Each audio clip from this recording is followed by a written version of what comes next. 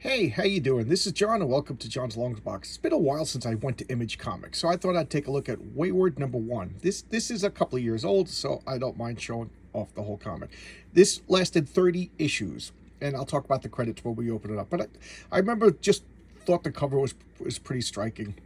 All the cats, I'm a cat lover. So let's open it up and check out the credits. So we got Wayward, Chapter 1. Story by Jim Zub. Line art by Steve Cummings, colors by John Roch and Jim Zub, letters by Marshall Dillon, back matter by Zach Davidson. Okay, and then all the various covers, which I can't stand. I don't get various covers. I said that a few times. I get the A cover. I get the normal cover. I'm not rewarding that type of behavior. So this is 2014. Oh, geez, I didn't realize it was that long ago. Special thanks, all of that stuff. And I don't know. I like it. I like the art. There's little tiny things that bother me, but overall, I enjoyed it. The coloring was fine. All right, so what we have here is Rory. She's going to Japan. She's an Irish girl. She grew up in Ireland with her father, and now she's moving to Japan to be with her mother. The parents had like a short relationship that she was created by, and now she visits Japan, but she lives in Ireland, and now she's going to Japan to live. You know, I just thought of a mean thing to say, and of course I will say it because I'm that kind of jerk. I get the feeling that this is like a weeb fantasy, you know. So she's this half Japanese girl with red hair, green eyes, moves to Japan. So she's like the exotic hotness, and it's the hustle and bustle and everything, and it's culture shock. You know what I mean? You grew up in Ireland, and now you're moving to Japan. It's culture shock. And so it's the classic story of an outsider, a stranger in a strange land and everything like that. Although she's of Japanese heritage. Look at her. She stands out like a sore thumb, you know? So, and here's the credits again. We already checked it out. I know I read stuff by Jim Zub before, and if I was a smart person, I would have done a little bit of research. But his mind is blanking. I will put in descriptions other stuff that he did, because I remember following him to this particular comic, and now for the life of me, I can't remember what it was because I'm having a Mitch McConnell moment. But the Steve Cummings, I like his artwork. He did Ex Machina with Brian Vaughan, a comic that just seems to be forgotten about. I thought it was an important comic. I thought it was an interesting comic. It meandered a little bit, but it was a good comic. And here I am talking about another comic. So what is she doing? She's having problems, and now all of a sudden, every once in a while, she's seeing things. She's getting these hallucinations, and she's writing them off as weird because she's worried now she's meeting her mom. You know, not meeting her mom. She's already met her mom, obviously, but now she's meeting her mom because she's moving in. There's her mom, and she's showing her room. Mom's showing her around, asking her about everything. How's dad? You know, things like that. And now, I think this is really real. She's laying in her bed, and all the welcomes have gone off. You know, mom did the little whirlwind tour of it, and now she's on her own for the first time. Like, you know, she's, hate to say it, but like when a family member dies, the wake, and everybody comes over, and like a week later is when like the real feelings hit you, because everybody's being polite, everybody's being nice, everybody's coming over and wishing you well. The spectacle of planning the funeral. I don't know why I'm talking about this. It's kind of morbid, but I think it's like once regular life sets in, that's when the sadness and alienness and strangeness hits. And that's what's happening to her right now. The whirlwind travel, the anticipation, all of that is now over. Mom's gone back to work, and now she is, you know, expected to live her new life. And what's going on? All the cats are following her. All the cats are following her, which wouldn't bother me in the slightest. You know, creeps are saying stuff to her. You know, she's going down the wrong alleyway. And I have a friend, Yoshi, that obviously of Japanese descent. He lives in Queens, and he would go to Japan every once in a while, and he would walk down like the wrong streets. And people like, you don't want to go down there, and he's just like, this is Japan, nothing's gonna happen, there's like no crime. And he would, he said he walked down like Yakuza streets, and he's like, as long as you don't cause problems, the Yakuza leaves you alone. So I don't know how realistic this is. Like, are these guys, they see this exotic hot young thing, obviously a foreigner, so maybe that's why. But now this is their savior, blue-haired anime chick, and she just rips the holy hell out of them. She's like ripping their faces off. Look at that. And why does she rip their faces off? Because they're oni. So they're Japanese spirits in human disguise. So that's why they're attacking her, because of what's coming to happen next. So she's defending him, and poor Rory is like, what is going on? What is going on? She's, taken back by this. Wouldn't you be? You're in a strange town, and all of a sudden lizard people attack, a blue-haired cat freak comes and attacks. And they're attacking her, she's blocking, she's defending.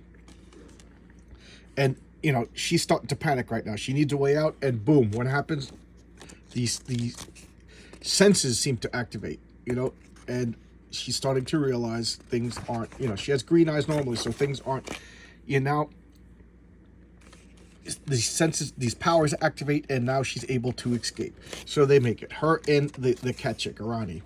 And what do? She, the Japanese vending machines, apparently that's a big thing. I've never been to Japan. She needs to eat, she just expended a lot of calories, so she's eating, and see, this is what I'm talking about. Every once in a while there'll be panels like this could have been more filled. I know it's supposed to be like a deserted alleyway, but I don't know. Look at this. This just looks cheap, easy. This whole page is good. The only problem in this page is the colors. They really should, like, remember I talked a few times about Marvel, how they differentiated the like, even if it was a blue sky over here they would make the sky yellow, and then over here they would make it purple, and then it would go back to blue. That was to separate the panels. Look, does everybody see what I'm saying here? This is all the same panel as far as I'm concerned. It kind of bleeds together.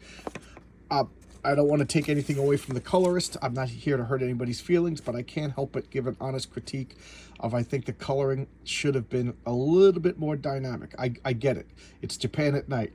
It's, but they should have used some sort of creativity. But that's a minor complaint. So now she's back into town. You see, even the next page, she turns around and she's gone. And here we got an article written by Jim Zub, talking about the characters, the character designs. That's pretty cool. And welcome to Weird Japan. I like this. This I appreciate. I've never been to Japan. I would like to go to Japan. I'm not really a manga guy. I'm not really an anime guy. I just would like to go, name a country. Yeah, I'd like to go there. If when I retire and if I get some money, I'd like to go and travel the world and see everything. Why not? You only live once. And so Japan is one of many countries I would like to visit. So this is, interesting little facts about, each issue will have essays about mythology and culture. So I appreciated that, because as much as I love mythology, I have to admit, I don't know much about Japanese mythology. And believe it or not, me being of half Irish descent, I know nothing about Irish mythology. I know a lot about Greek, Sumerian, Babylonian, Egyptian, but I do not know anything about, Irish, Celtic, whatever. I don't even know if there is a separate Irish and a separate Celtic. That's how little I know about, my people, which I find to be bizarre, because I can't speak. I grew up in New York. What do I know from Ireland? But whatever. I'm talking about my heritage. About my past. No, my present and future is pain in the ass kid from New York. All right, and I love this kappas. This is like the last page. It's almost like the D&D monster manual. It explains the monsters and yokai. The Japanese spirits of the comics. This was interesting. Witches. I actually have a full set of this. I haven't read it yet. Jeez, that means it's been sitting in my box for like 6 years. Birthright. I bought this, I read it, and I remember really liking it. And then I forget what happened, but I lost track of it. So I have I read a couple of issues, then I read a couple of issues out of order, and then I have issues. So I got to pull it all out, put it back to one, and start all over again. But I remember liking it. And then we got this sex, basically a superhero porn soap opera. I will not be showcasing that. So Wayward, 30 issues. It's the story, classic story of stranger in strange land, and she moves to Japan. And what happens? She is like she's a weaver. So since she grew up in Ireland, she was used to it. She, her powers never activated. It was the way it was. But when she went to Japan, it was a shock to her system. So she is of equal Japan and equal Irish. And her father is a descendant of the Irish spirits. I forget if I think her mother is just a regular person. So when this half Japanese, half Irish person went to Japan, who is descendant of Irish spirits, it disturbed the netherworld or whatever you want to call it, and it activated her spirit powers. So she is like, they call her a weaver. What are her powers? So vaguely defined that she has plot powers, but she could weave patterns. What does that mean? I read the freaking thing, 30 issues, and I got to say, they never consistently explained her powers to my satisfaction. But everybody else in the group around it, she's a kitsune. No, she's a cat girl. That's right. Kitsune is another character. And she could transform into a cat. She could control cats, and she has like feral Wolverine powers. She's pretty cool. She's violent and everything. Then there's another guy who's a spirit eater. As he eats spirits, he becomes more and more powerful. And one of them, he's kind of like the guy from what's his name, Glom from or Grub or Grunge from Generation 13, where he could touch things and like the Absorbing Man. They're pretty cool, and they form a team. And what I really like is that the Oni had thousands of years experience. These are kids, and they just play them like a fiddle. It takes them a long time. They set them up for crimes. They actually, like, really relatively soon, I don't feel like I'm giving a big spoiler, they're wanted by the Japanese government for terrorism because they can't control their powers. The Oni set up a deliberate scenario to make them look bad. They fell for it, and they're on the run. And it takes them a long time to recover this. It's a pretty good, intriguing twist on superheroes. To me, this is like, Gen 13 was for... I thought Gen 13 was the best of the early Image comics. And then this is, to me, like the Gen 13 of like the 2000s, from 2014 to 2020, whenever it lasted. Three years. So they fill similar niches, if you ask me. I saw a write-up about this where they said that this is a modern, considering it's 2014, geez, it's almost 10 years old already, a modern take on Buffy the Vampire Slayer. But I will say, if you like Buffy the Vampire Slayer, which I do admit is dated, and the Josh Whedon speak drives me crazy. So put that in like a Japanese setting, and get rid of like a lot of that that Josh Whedon quippy talk that just destroyed comic books for 10 years, and even longer. And it's a good comic. I really do like it. 30 issues. I don't know if it's collected. I think there's a couple of trade paperbacks, but this is like one of the last things by Image. I'm straining my brain to think if there's any new Image comics that I still look forward to and collect. Yes, I take that back. Skybound is an imprint within Image that is run by Robert Kirkman. So anything by Skybound is technically Image Comics. So I guess I still get because I look forward to Robert Kirkman stuff. I'm an unabashed Robert Kirkman fanboy. All right, so there you go. This is Wayward. If you like offbeat, if you like different, I really like the text and information about the Japanese mythology and spiritual beings and Oni was the word I'm searching for. And I also liked the same thing about the Irish, because I got to brush up on that. So there you go. Thanks a lot. I'll see you guys tomorrow with another video.